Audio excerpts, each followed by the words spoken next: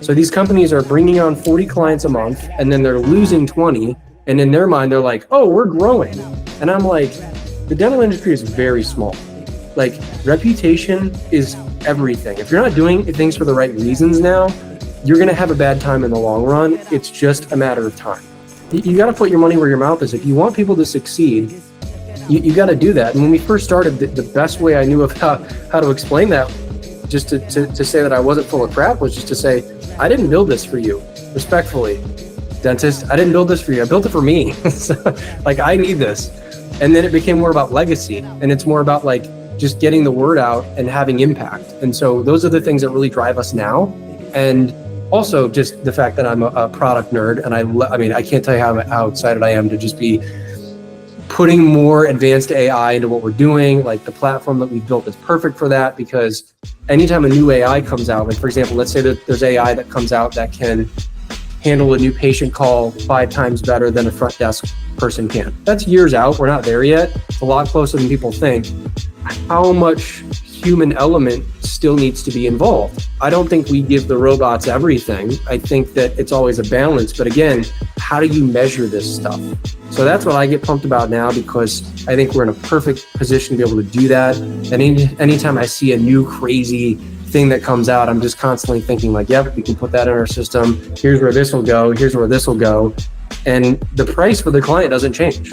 So we're just going to keep adding stuff. I mean, that's the dream of software, right? You just keep adding cool stuff to it.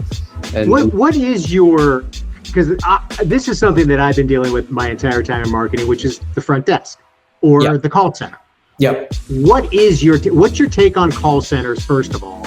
And then what do you normally suggest is the ideal caller acquisition and conversion method? Like, how would you do it?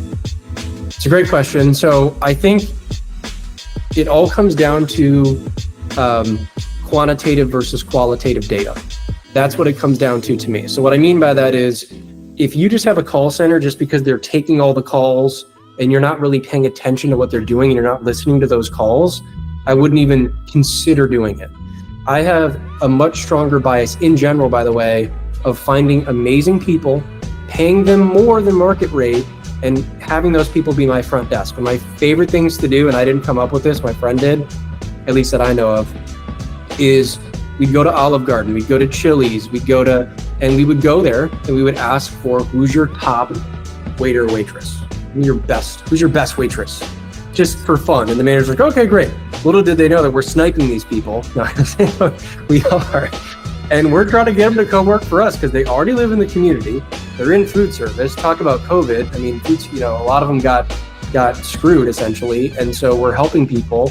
I have a big bias against academia and credentialism for credentialism's sake. So you have the people that, I call them the Gretchens, which, no offense to anybody named Gretchen, it's a wonderful name. It's just that I just, I've been doing this for 30 years and you can't tell me, And then you get, Susie, who was a waitress at Chili's, and maybe we're not even paying her more than she was making at Chili's. Maybe she's making the same amount of money, but she's in healthcare.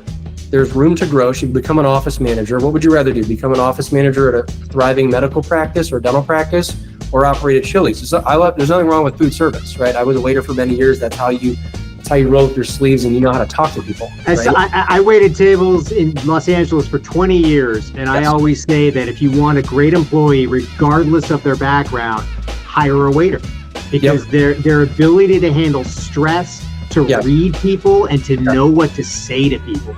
It's beyond. So I love the fact that the waiters are where you started. My dad owned a sub shop and a coffee shop in Ann Arbor, Michigan growing up, and I was violating child labor laws when I was 9 years old, asking people what they want on their sub, how do they like their coffee. I was like an 8-year-old barista. My dad paid me nothing, okay? With all due respect to my father. But he paid me in wisdom. And people always ask me, by the time I got to like college and I was like, had a full-time job and I'm working on a startup and I'm trying to build a company. And I was like, dude, this is easy compared to dealing with, whoever asking, getting pissed off because I put the wrong kind of milk in her coffee. Like, building a startup is nothing. Okay. So I love that. And it's funny you say that because it's so true. But great people are great people, and you want great people at your front desk. You want to overpay them, even if it's a couple dollars an hour. When you have data as well, this is a whole tangent we can get into, but there's so many different ways to incentivize people based on performance at the front desk, which you absolutely should be doing. I always tell doctors, I'm like, look, think about it like, I don't mean to make it all about money, right? At the end of the day, you can think about it about energy or attention or whatever you want, right? But this is my COO mind running. I think about dollars a lot. Where does the money come from? The money comes from existing patients and new patients if you want to grow. In business, they say sales solves all problems. Well, sales comes from new patients in the dental space. So you have to have great new patients coming in. What's the first interaction, and frankly, the last interaction that your patients have with your practice? Front desk person. So if they absolutely suck, or even if they're not great, then you're going to have a problem. And there's the great news is that, there's so many industries, there's so many companies that have done this so well, and that have all of these different, there's all this psychology that you can learn and apply to dentistry. Disney did a great job with their parks. My parents used to live in Orlando for many years, and I would literally go to Disney. This is one of the nerdiest things I'll ever hear me say, but I would pay attention to like what they were doing and like how they would do it. So for example, when you're driving in the Disney World or Disney World in Orlando, Disneyland's in LA, I think. When you're driving to Disney World, it's like you're 45 minutes away, says the sign, and you're really 25 minutes away. So you're creating a boundary, setting an expectation, and then blowing it away because you're cheating in a good way. And you're creating and you're like, oh, that only took 20 minutes. Oh, I'm already here. There's 100 different examples of that, but those are all kinds of different things that you can glean from other industries to apply to your practice. I mean, that's something Jeff and I have lamented about that for years, because as great of a marketer as you can be, if that call, lead, click goes to a person who is underpaid, yes, unincentivized, don't care, all that marketing money just went down the toilet. Yep. And it's amazing to me. Jeff and I were talking about this yesterday. It's amazing to me how doctors will skimp on that person who is their direct relationship to their clients or patients. Yep. And it doesn't make sense. They just think it's another slot to fill. It's another position. Not everybody, but and I get it. They're not, and I have a ton of sympathy for doctors too, because they're so overwhelmed with just what they're doing. And again, most dentists in particular didn't ask to be practice owners. They just kind of have to. Yeah. And then when they look at the alternative, which is big, oligarchical corpo practice, that sucks for a lot of people. Not everybody, it depends on fit and what you want to do. And I think there's a lot of really good large DSOs out there, don't get me wrong, but I'm just saying from the perspective of an individual practice owner, they don't want to do that. But there's so many different things that they didn't ask for. So I agree with that. And then that's another reason why I think we have so much empathy and frustration from the ones that feel like they're getting taken advantage of, right? And that seems weird that you're like the doctors, the smartest people in our sociological, stratosphere. Doctors are got to be at the top, right? And they're the ones that really aren't, savvy enough to realize they're being taken advantage of, because they're so much more worried about their patients and their notes and their charts and their audits and Medicare and revenue cycle management and all the things that matter. They just go down the line, and then it comes to who's going to answer the front desk, and it's like, well, let's just try to hire someone at $15 an hour. And then this is great. Oh, do you realize this is really the center point of what you're really doing as far as surviving, and you're really having the least qualified person. And the challenge is, I don't think these people don't care. It's just the fact that doing that type of a job, and we've done it all. Like, we have virtual receptionists more on the medical side that we have found to kind of control that. And that works really well because we can eliminate that as being a factor or a hole in the boat, right? You don't have to worry as much about the four things Neil brought up because we control both of them, right? Doesn't work all the time though. There's a great example of, depending upon where you are in your lifespan as a business. If you're a brand new company, there's a company in North Carolina that's new with us, and we had a virtual receptionist put in there, and we were getting all these different signups, and people were still coming in, but we were having a no-show problem. And then I went back and I said, hey, let's talk about no-shows. You can go on my social media. I like talking about no-shows all the time. It's one of my favorite videos, like to talk to people about it. But they weren't showing up and they didn't know why. I mean, he was going 0 for 7. 0 for 9. Like, it wasn't like, 2 for 12. Like, it was bad. And so I said, well, what happens? And I asked another doctor this that we're working with.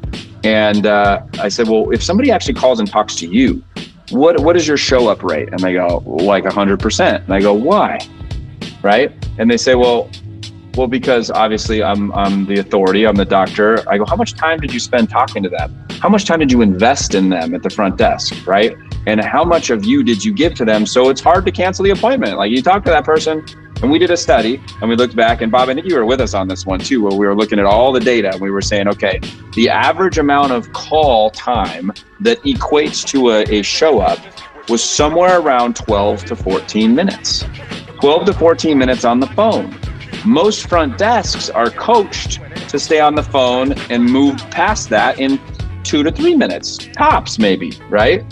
And they've got someone checking out, they've got a fax they've got to send, they've got all these other things that they're piling onto their front desk that's making answering phone calls not a priority. So what Neil was talking about is, if you incentivize these people with money, they then become the advocate. And when that phone rings, we in our clinics used to have the bat phone, we'd call it. And we would set up a separate cell phone that was just for, it was just for leads coming in. And we had people that as soon as that bat phone would ring, respectfully to the people in front of you, one of the people at the front desk, if there were multiple, would take that because they knew it was worth $50, right? We'd have people fight for that phone to take it home on the weekends, right? And they pause the Netflix movie to answer the calls, right? So there's two ways really to do it. The virtual receptionist works really well because we train them at one of, just like we would train one of our own at one of the front desks at our own clinics. And so we go through the whole protocol. We teach them. I think I was talking to Phil yesterday. We interview 15 to 20 to hire one, right? And yes, are some of them international? Yes. Do some of them have an accent? Yes. So is it the solving of all the problems? I think if you have a very robust practice, you're successful, you put a virtual receptionist in there, it's going to work great. If you have one Google review and you're having no-show issues, it's time as a practice owner to take responsibility and you start answering those phone calls. Guy ended up doing that, right? He went 6 for 6 from Friday to Monday, and he went 4 for 4 yesterday. 10 new patients just because he answered the phone. So those conversations matter so much. So having that front desk person be the, whatever her name is or his name is, that person has to be dynamic.